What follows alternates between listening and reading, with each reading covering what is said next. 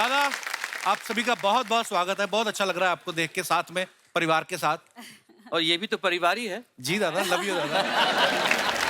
अच्छा, आप सब जानते हैं सचिन दा को, आप देख रहे हैं कई सालों से एज ए चाइल्ड आर्टिस्ट इन्होंने काम शुरू किया था, है ना, एक्टर के तौर पे। और नदिया के पार में ये ताजा ताजा जवान हुए थे। और तब से लेके आज तक ये ताजा भी हैं और जवान भी हैं। देखो, तालियां बनती हैं इनकी फिटनेस पे। दादा, कभी आपको पासपोर्ट बनवाना हो या लाइसेंस बनवाना हो तो नई फोटो लगती है कि नदिया के पार वाली चल जाती है? क्योंकि कुछ खास फर्क नजर नहीं आ रहा हमें।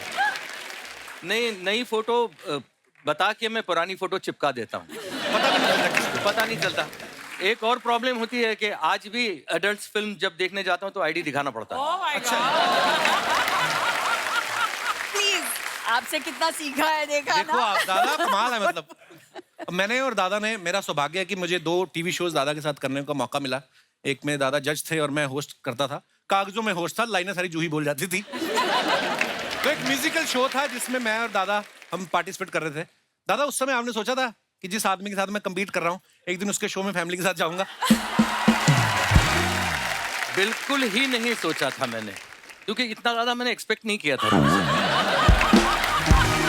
दादा, एक अंदर की बात है। नॉर्मली क्या मैम, 2 एपिसोड होते थे हमारे ना, सुबह 7 बजे शुरू हो जाता था और दूसरा एपिसोड जो फिर शाम को होता था, तो दूसरे में सब थके थके होते थे। हाँ। दादा का उल्टा था। अच्छा। दादा दूसरे में बड़े एनर्जेटिक हो जाते थे। दादा, उसका क्या रीजन था? क्या है, अगर ये बात कपिल ने खोली है तो मैं पूरी तरह से खोल दूं। जी। सेलिब्रिटी शो था वो, हाँ। कि सेलिब्रिटीज कैसे गाते हैं। अच्छा। मैं कहता था मेरा गाना जो है वो पहले एपिसोड में ले लो ताकि मैं फ्री हो जाऊं और बैठ जाऊं, क्योंकि बाकी दूसरे एपिसोड में दूसरों के गाने सुनने के लिए मुझे बैठना तो पड़ता है। जी। तो इन लोगों के गाने मैंने कहा ये सब जूनियर लोग हैं, इनके गाने आप बाद में रख लीजिए, मैं पहले गा देता हूँ। तो पहले मैं गा के बैठता था और ये जब गा रहे होते थे तो मैं अपना मिनिएचर निकालता था। अच्छा देखिए, मिनिएचर निकालने का हक मुझे पूरा है, क्योंकि मैं भी किसी मिनिएचर से कम नहीं हूं। तो वो मिनिएचर निकाल के मैं अपने पानी की बोतल में डालता था, वो अपना धीरे धीरे सिप लेता था मैं। और ये बोलते क्या कर रहे हैं, क्या मतलब इतने एनर्जेटिक क्यों है, क्या हो क्या रहा है? तो एक तरफ कपिल, दूसरी तरफ सुमित। हाँ। अच्छा। हाँ, क्यों दोनों के आपस में घुसर पुसर, ये इतना ज्यादा क्या एनर्जेटिक? कभी कभार कान में ये बोलते थे कि "ए, बुड्ढे को क्या हो गया है इसको?" तो मैंने उन दोनों को बिठाया, बोला कि देख, तुमको भी अगर एनर्जी चाहिए तो मैं दे सकता हूँ। मैं क्या, अच्छा क्या है? तो मैंने उनको बोला ये ले पानी। मैंने कहा पी तो सही। तो कपिल ने अच्छा, ये तो बहुत अच्छा वक्त बिताया है हमने साथ में, बहुत फॉन्ड मेमोरीज हैं हमारी। ये पहला शो जो था वो एक कॉमेडी शो था जिसमें कपिल को मैंने पहली बार देखा, पहली बार मैं मिला। मुझे नहीं पता था कि मेरा छोटा भाई बन जाएगा, लेकिन अभी मैं सच बता ही दूं तुमको, मुझे नहीं पता था कि मैं तुम्हारे शो में आऊंगा उस बार। तो दादा, आज आपसे ढेर सारी बातें करेंगे। आइए मैम, प्लीज विराजमान हो जाइए। जोरदार तालियां हो जाए हमारे मेहमानों के लिए। अच्छा, सुप्रिया मैम को आपने बहुत सारे टीवी शोज में देखा है। तू मैं, जोरदार तालियां होनी चाहिए। क्या कमाल का शो था। कुछ रंग प्यार के जैसे कमाल के शोज किए हैं। और ये पहली बहू थी टीवी पे जो सास को बराबर सुनाती भी थी। हाँ। और प्यार भी पूरा करती थी। Correct। मैम, जब आपकी सासू माँ वो शो देखती थी, उनका क्या रिएक्शन होता था देख के? मेरी सासू माँ का वैसे सेंस ऑफ ह्यूमर बढ़िया है। उनको पता था वैसे कि ये जो बोल रही है मेरी बहू, वो अपने डायलॉग्स नहीं बोल रही है, ये मेरे बेटे ने दिए हुए डायलॉग्स बोल रही है। तो उनको ये भी मालूम था, तो इसके लिए ये तो मजाक की बात है, but she enjoys and she has got great sense of humour. तू मैं की जब कास्टिंग करनी थी ना, तो दादा। सबसे पहले कास्ट मैंने सुप्रिया को किया। हाँ। लोग अच्छा, उस समझेंगे। शो के डायरेक्टर दादा ही थे, इस बात के लिए तालियां बनती हैं। Thank you. तो लोगों को शायद ऐसा भी लग सकता है कि मैंने इसकी सबसे पहले कास्टिंग इसलिए की क्योंकि मेरी बीवी है, तो नहीं, ऐसा नहीं था। अच्छा जी। पहला रीजन था कि वो बहुत अच्छी आर्टिस्ट मुझे बिल्कुल। महसूस होती है। बिल्कुल। और दूसरी बात कि इससे ज्यादा अच्छा झगड़ा और कौन कर सकती है? अच्छा, ज्यादातर आप देखो जो हस्बैंड वाइफ की तू मैं होती ना, तो जो तू होती है वो सारी वाइफ की होती है, मैं हस्बैंड की होती है।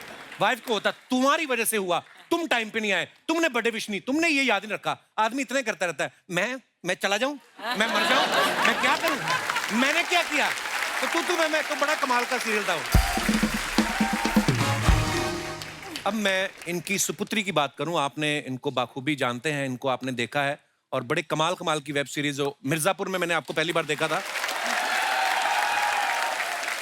बड़ा कमाल का काम करती हैं आप। Thank चाहे you. तो आप पहले भी आ सकती थी हमारे शो पे, है ना? हाँ, मेरे ख्याल से हम तीनों पहली बार साथ में किसी शो पे गए हैं। हाँ, और आपका शो है सो शुक्रिया शुक्रिया, थैंक यू।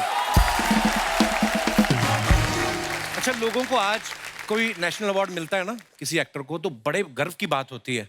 दादा ऐसे इंसान है, इनको 4-5 साल की उम्र में, दादा कितने साल के थे जब आपको पहला? 5 साल। 5 साल की उम्र में नेशनल अवार्ड, वाओ। अच्छा, 4-5 साल के बच्चे को तो पता नहीं होता नेशनल अवार्ड क्या है या दूसरा कोई भी अवार्ड क्या है, उनको तो चॉकलेट टॉफियां अच्छी लगती हैं। तो दादा जब आपको अवार्ड मिला, आपने पूरी तरह खोल के देखा कि बीच में कहीं चॉकलेट भी आएगा नहीं? क्या चल रहा था आपके दिमाग में उस समय? नहीं, वो क्या था पता तो था नहीं कि मैं क्या मुझे मिल रहा है और मैं क्या लेने जा रहा हूँ। और हमारे जो second president of India doctor Sarvepalli Radhakrishnan ji, उनके हाथों से मिलना था। वाह। और जब मेरा नाम अनाउंस हुआ तब उन्हें लगा कि 10-12 साल का कोई बच्चा आएगा, लड़का, और लेगा। ये 5 साल का इतना पिद्दू, वो आ रहा है स्टेज पे, तो राधाकृष्णन जी थोड़े से सरप्राइज भी थे, प्लस स्टेज पे पंडित जवाहरलाल नेहरू जी बैठे हुए थे। अच्छा, वाह। तो नेशनल अवार्ड में होता ऐसा है कि एक दिन पहले रिहर्सल होती है, अच्छा जी, और वाहिद ऐसा अवार्ड फंक्शन है आज भी इंडिया में जो डिक्लेयर्ड अवार्ड्स होते हैं। हाँ। जी। कोई नॉमिनेशंस नहीं होते। तो इस वजह से सारे अवार्डीज को पहले बुलाया जाता है, एक दिन पहले। इसकी सारी रिहर्सल, आपकी सीट कौन सी होने वाली है वो भी आपको एक दिन पहले पता चलता है। जी। मुझे क्या पता भाई ये सब कुछ क्या है। 5 साल का था मैं, मेरी माँ और मेरे पापा दोनों थे साथ में, मैं तो बैठा था मैं वहाँ पे। तो अल्टीमेटली वो मेरा नाम आया और मैं स्टेज पे आप चल के गया अकेला। अच्छा जी। तो डॉक्टर सर्वपल्ली राधाकृष्णन हंस के देख रहे थे मुझे कि अरे ये इतना सा छोटा सा है। मैं गया, मैंने उनको नमस्ते किया, वो लिया। अभी बोला गया था कि लेके सीधा चले जाना और कुछ मत करना। अच्छा, तो मैं वो लेके भाई अपना जा रहा था, तो एक आवाज आई, सुनो।